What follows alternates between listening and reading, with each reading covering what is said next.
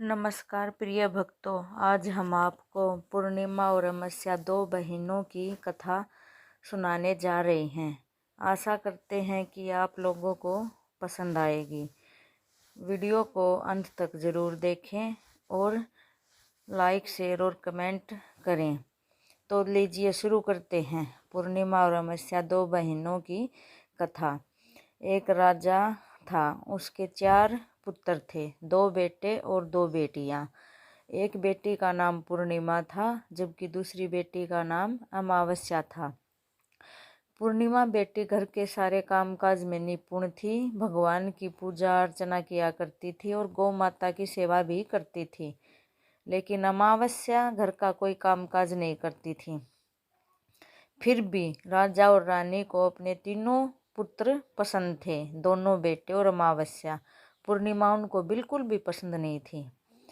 चारों पुत्र पुत्री विवाह योग्य हो गए। उसके बाद राजा ने अपने दोनों पुत्रों का विवाह सुयोग्य कन्याओं के साथ करा दिया तथा उसके बाद रानी ने अपनी दोनों बेटियों के विवाह के लिए भी राजा को कहा कि पूर्णिमा के लिए तो कोई गरीब घर का लड़का ही ठीक रहेगा, क्योंकि वह पूजा अर्चना करना पसंद करती है और गौ माता की सेवा। लेकिन अमावस्या के लिए किसी राजा का राजकुमार ही पसंद करना। उसके बाद राजा अपनी दोनों पुत्रियों के विवाह के लिए लड़के देखने के लिए निकल गया। अमावस्या के लिए उसने पास के राजा के बेटे का रिश्ता तय कर दिया, लेकिन पूर्णिमा के लिए भी वहीं पास के गांव में एक गरीब लड़के का चयन कर दिया। उसके बाद दोनों बेटियों की शादी कर दी। शादी के समय अमावस्या को तो बहुत सारा धन देकर विदा किया, लेकिन पूर्णिमा को उन्होंने कुछ नहीं दिया और बोला, देखते हैं कि कैसे यह पूजा अर्चना से ही अपना गुजारा करती है। दोनों अपने ससुराल चली गई। उसके बाद कुछ समय के बाद अमावस्या ने अपने घर में भगवान शिव की कथा का आवरण किया। कथा में के लिए उसने पूरे गांव में न्योता दे दिया, लेकिन अपनी बहन पूर्णिमा को वह कथा में बुला ना सकी, क्योंकि वह अत्यंत गरीब थी। उसके बाद जब जैसे तैसे सारे गांव की औरतें अमावस्या के घर शिव जी की कथा में जाने लगी, तो औरतों ने पूर्णिमा से कहा, बहन आप नहीं चलोगी? पूर्णिमा ने बोला, मुझको तो बुलाया ही नहीं है। उसके बाद गांव की औरतों ने बोला, बुलाया नहीं तो क्या हुआ, हमारे साथ चलो बहन। गांव वाली औरतों के कहने पर पूर्णिमा अमावस्या के घर चली गई। जैसे ही अमावस्या ने पूर्णिमा को वहां देखा तो उसे देखकर वह बोली, अब आ ही गई हो तो चुपचाप बैठी रहना, और उनकी गरीबी का बहुत मजाक उड़ाया। शिव जी की कथा चल रही थी। पूर्णिमा ने मन ही मन सोचा, हे भगवान शिव, क्या पूजा अर्चना करना और गौ माता की सेवा करना गलत है? जो मुझे इतने उसकी आंखों में आंसू आ गए और जो मुझे इतने ताने सुनने पड़ रहे हैं। उसके बाद उसकी बहन ने उसको भगवान का प्रसाद भी नहीं दिया और वह अपने घर बिना प्रसाद खाली हाथ ही निकल पड़ी। रास्ते में आते आते उसने सोचा कि बच्चे प्रसाद मांगेंगे तो क्या बोलूँगी। उसके बाद उन्होंने मन मना लिया कि वह घर जाकर अपने मायके में जाएगी। वह अपने घर को आई और अपने पति और बच्चों को बोल दिया कि मैं अपने मायके जा रही हूँ। उसके पति ने बोला, ठीक है, कुछ दिनों के बाद आ जाना। वह अपने घर से मायके के लिए निकल पड़ी। रास्ते में उसने एक चबूतरा देखा जिस पर एक तुलसी का पेड़ था। उसके पास में एक बूढ़ी माता बैठी हुई थी। वह उसके पास से निकली तो बूढ़ी माता ने कहा, बेटी तुम कौन हो, कहाँ जा रही हो? पूर्णिमा ने अपना परिचय देते हुए कहा। फिर बूढ़ी माता बोली कि हे पूर्णिमा बेटी, तुम ना मेरे ये चबूतरा साफ कर दो और मेरी तुलसी में पानी डाल दो, जिससे मुझे ठंडक महसूस होगी। ये तुलसी सूखने को है। उस पर पूर्णिमा ने बोला, ठीक है माता जी। उसने वहाँ चबूतरे की सफाई की और तुलसी में पानी डाल दिया। उसके बाद उसने उस बूढ़ी माँ को भी नहला दिया और उसके पैर दबाए। उसके बाद बूढ़ी माँ से बोली कि हे माँ, अगर और कोई काम हो तो बताओ, मैं जा रही हूँ। उसके बाद बूढ़ी माता बोली, नहीं बेटी, तुम जाओ, लेकिन वापस आते वक्त मुझसे मिल के जाना। पूर्णिमा बोली, ठीक है बूढ़ी माँ। वह आगे के लिए निकल पड़ी। उसने कुछ दूर जाकर देखा कि आगे शिव जी का मंदिर है और उसके बाहर एक बूढ़ा बाबा बैठा है। वह उसके पास जाती है तो बूढ़ा बाबा बोलता है, बेटी तुम कौन हो? उस पर पूर्णिमा ने अपना परिचय दिया। तब बूढ़ा बाबा बोला, बेटी तुम मेरे मंदिर के चबूतरे को साफ कर जाओ। यहाँ भक्त पूजा करने के लिए तो आते हैं लेकिन यहाँ सफाई नहीं करते। उसके बाद पूर्णिमा ने बोला, ठीक है बाबा।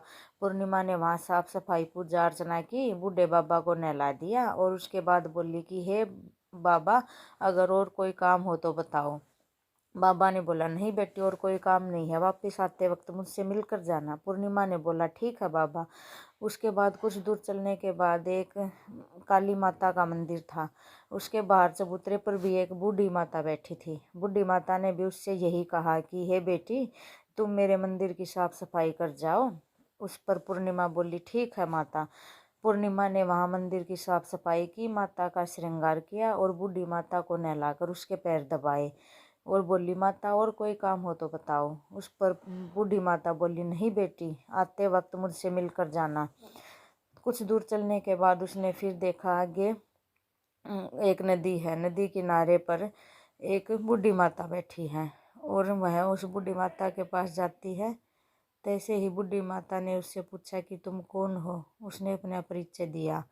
उसके बाद बूढ़ी माता ने बोला, हे बेटी, यहाँ लोग स्नान करने के लिए आ जाते हैं लेकिन किनारा कितना गंदा हो रहा है, तुम इसकी सफाई कर दो। पूर्णिमा बोली, ठीक है बूढ़ी अम्मा। ऐसा कहकर उसने उस गंगा नदी के किनारे की साफ सफाई कर दी और वह बोली, बूढ़ी माता के पैर दबाए। बूढ़ी माता के पैर दबाते दबाते पूर्णिमा ने कहा, हे माता और कोई काम हो तो बताओ। बूढ़ी माता बोली, नहीं बेटी, अब तुम जाओ, वापिस आते वक्त मुझसे मिलकर जाना। उसने किनारे से नाव ली। नाव फूलों से भरी थी और वह गंगा नदी पार करके दूसरे किनारे पर आ उतरी। वहाँ से उस वह अपने मायके के लिए चल पड़ी। वहाँ पर उसके भाई भाभी उसको देखकर अत्यंत प्रसन्न हुए, उससे खूब बातें की और सुबह उसको गहने जेवर देकर एक वहाँ से विदा किया। और उसकी भाभीयों ने बोला, तुम बहुत दिनों के बाद आती हो, जल्दी जल्दी आया करो। इस लिफाफे में तुम्हारे बच्चों के लिए कपड़े, कुछ खाने के सामान हैं और अब तुम जाओ, बहुत दिनों के बाद आती हो, जल्दी जल्दी आया करो। उस पर पूर्णिमा बोली, ठीक है। वह दोबारा वहीं नाव लेकर नदी पार करके गंगा नदी में से पार होकर उसी बूढ़ी माता के पास आई जो साक्षात गंगा मैया थी। वह उनसे बोली कि पूर्णिमा बेटी आ गई तुम? उस पर बोला, हाँ माँ मैं आ गई। उसने एक थैला दे दिया उसको और बोला कि इसको अपने घर जाकर ही खोलना। पूर्णिमा ने बोला, ठीक है अम्मा। वह उस थैले को लेकर जैसे आगे चली, वहाँ फिर उसने एक और बूढ़ी माता मिली जो साक्षात काली माँ थी। उसने भी उसको एक थैला दे दिया और उसने भी यही बोला कि बेटी इस थैले को तुम अपने घर जाकर ही खोलना।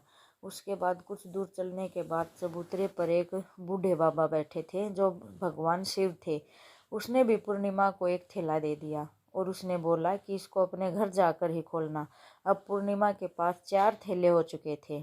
ऐसे वह चारों थैलों को एक साथ कैसे ले जाती? उसने अपनी पुरानी साड़ी को निकालकर उसके अंदर चारों थैलों को डाल दिया और सिर पर रखकर आगे चली। आगे चलने के बाद उसने थोड़ी देर में वही तुलसी माता मिली। उसने भी पूर्णिमा से बोला, आ गई पूर्णिमा बेटा?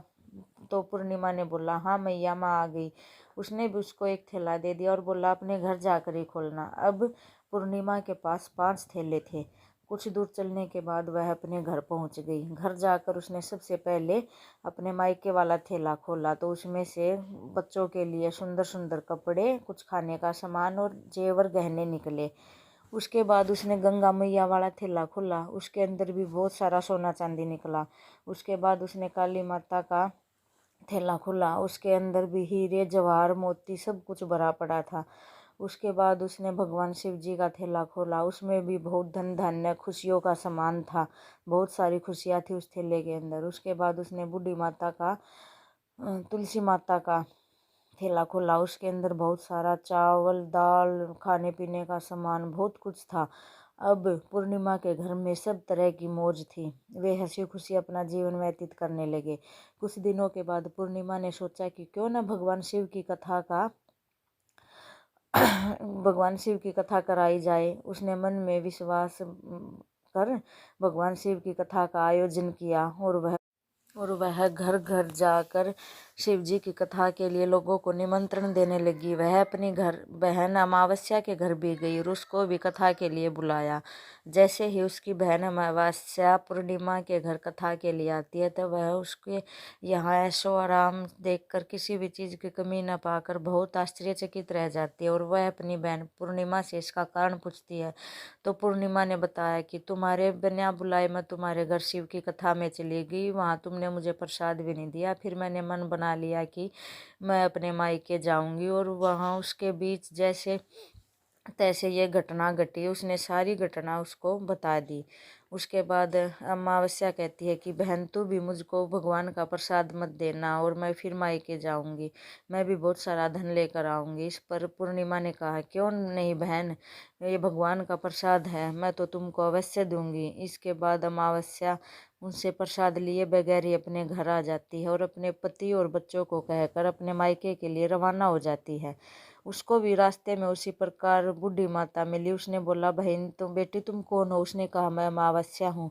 बेटी तुम मेरे इस चबूतरे की सफाई कर दो, मेरी तुलसी सूख रही है, इसके अंदर पानी डाल दो। इस पर अमावस्या चिल्लाकर बोलती है कि पागल हो गई या क्या बूढ़ी औरत, इतनी महंगी साड़ी डाल रखी है, मेरी साड़ी गंदी हो जाएगी। ऐसा बोलकर वह आगे निकल जाती है। आगे उसको शिव जी का मंदिर मिलता है और वहाँ पर भी वही बाबा उनसे उसी प्रकार कहते हैं। उसको भी अमावस्या ऐसे ही डांट कर आगे निकल जाती है। उसके बाद काली माता मिलती है और गंगा माता मिलती है। वह उनका भी अनादर करती है और नाव में बैठती है। नाव में उसको फूलों की जगह कांटे मिलते हैं।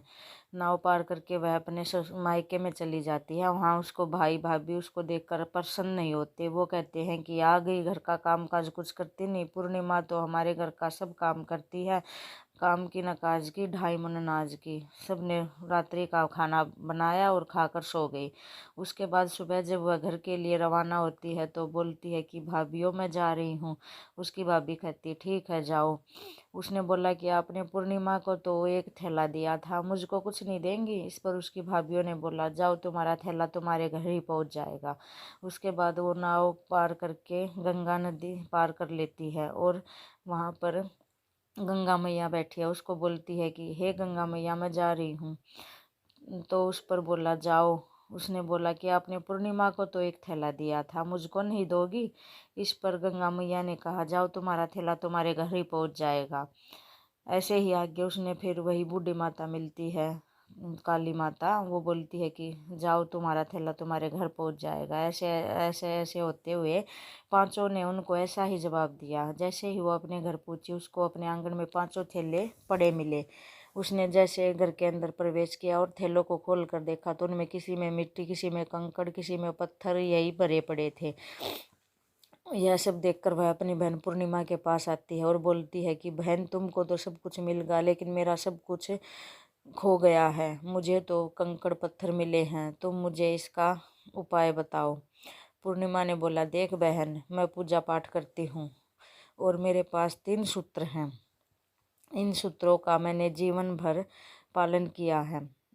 तो उस पर अमावस्या बोली है बहन मुझे माफ़ कर दो, मुझे आप वो 3 सूत्र बताओ जिसके कारण मैं भी पूजा अर्चना किया करूँगी और मुझे सब कुछ प्राप्त हो जाएगा।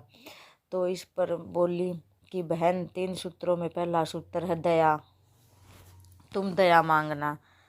दूसरा सूत्र कथा है, तुम कथा मांगना। और तीसरे सूत्र में 108 बार ओम नमः शिवाय मंत्र का जप करना।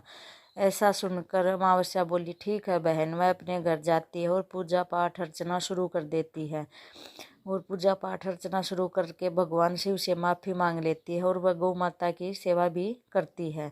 इसके बाद अमावस्या के घर भी पूर्णिमा के घर की तरह ही ऐशो आराम धन धान्य की प्राप्ति होती है। प्यारे भक्तों आपको कथा कैसी लगी कमेंट में ज़रूर बताएं और ऐसी ही कथा सुनने के लिए हमारे चैनल को सब्सक्राइब करें। जिन्होंने हमारी कथा को अंत तक देखा है उनको तहे दिल से धन्यवाद। वीडियो अच्छी लगी तो कमेंट लाइक शेयर ज़रूर करें। राधे राधे। ओम नमः शिवाय।